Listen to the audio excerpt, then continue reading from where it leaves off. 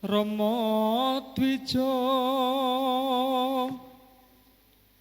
kepareng matur ing ngarsi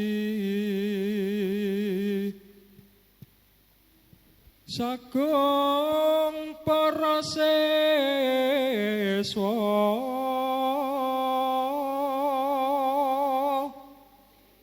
sampun sawe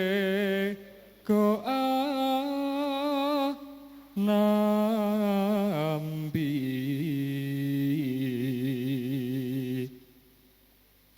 seserepan adat Jawa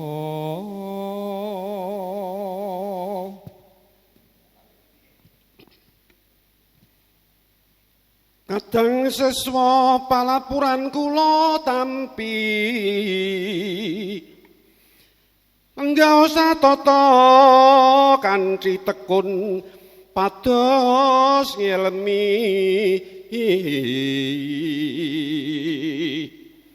binerkahan kang kawasa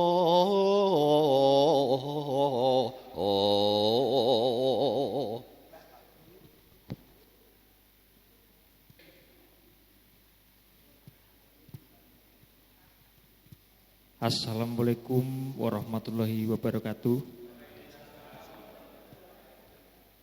Sih tentrem rahayu nugroho saking wilasaning Gusti ingkang Maha Welas Maha Asih sanindasa langgeng tumedhak tumanduk kajiwa kasarira dumateng jiwangga panjenengan sedaya dalasan kula. Waraden sagung dumadi raharja rahayu niskala satu. Monggo para kadang siswa kula aturi jumeneng sawetawis. Syukur para kadang siswa ingkang satuhu kebak ing berkah sumangga panjenengan sedaya kula nderekaken manungga puja mangestu kara manganjali mring ngersaning Gusti ingkang Maha Suci mrih salwiring gati ing rikalenggahan puniki piniji manggih basuki.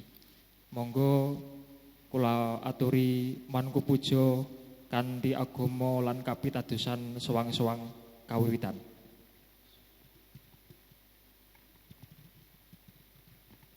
Manungga puja purna.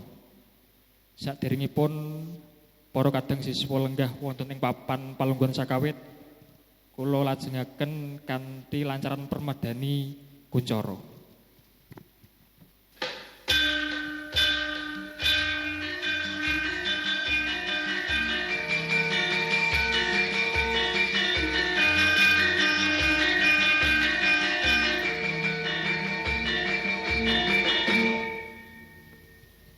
Permadani binudi mure lestari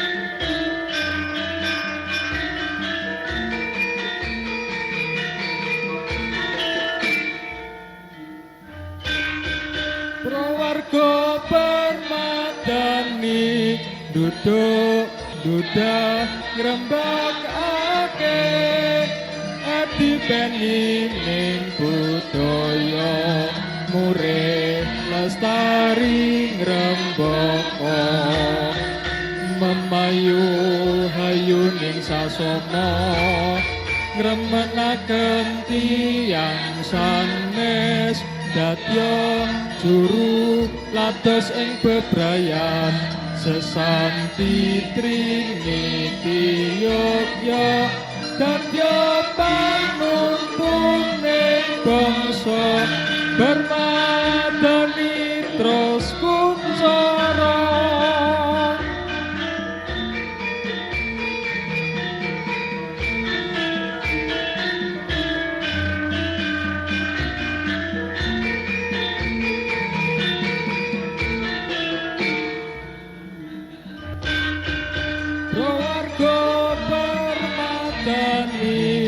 Duduk, dudah, nyekseni ing budaya murid lestari grembaka pembayu hayu ing sasana ngremenaken tiyang sanes dadya juru lados sing bebrayan sesanti triniti yogya dadya panunung ing bangsa peradaban terus puncara.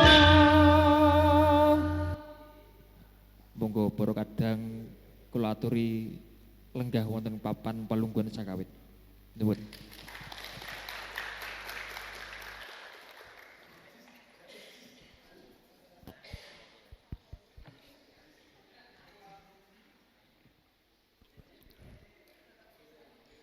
Assalamualaikum warahmatullahi wabarakatuh.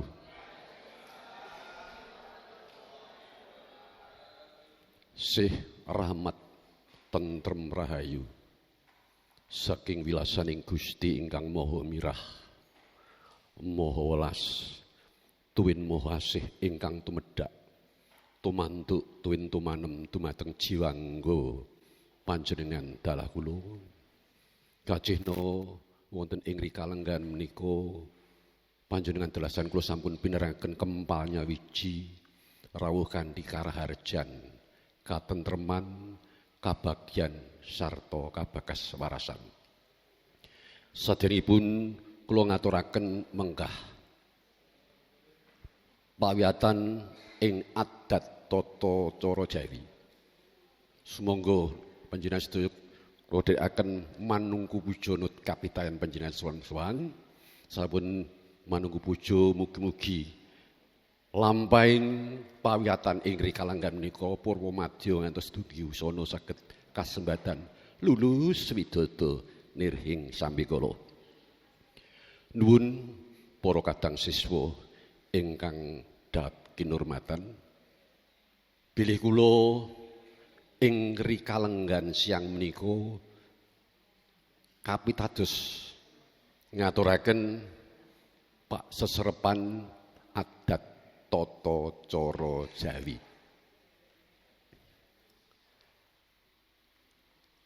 Kepareng kula nderek pitepangan ingkang sampun panjenengan saged pirsani wonten ing layar menika. Nama kula Prastya Dargo Siswanto Dija adat tata cara Jawi pawiyatan panatacara tuwin pamedhar sabda bergodo ingkang kaping 3 kalih warsa 2026 DPD Permadani Kabupaten Pati.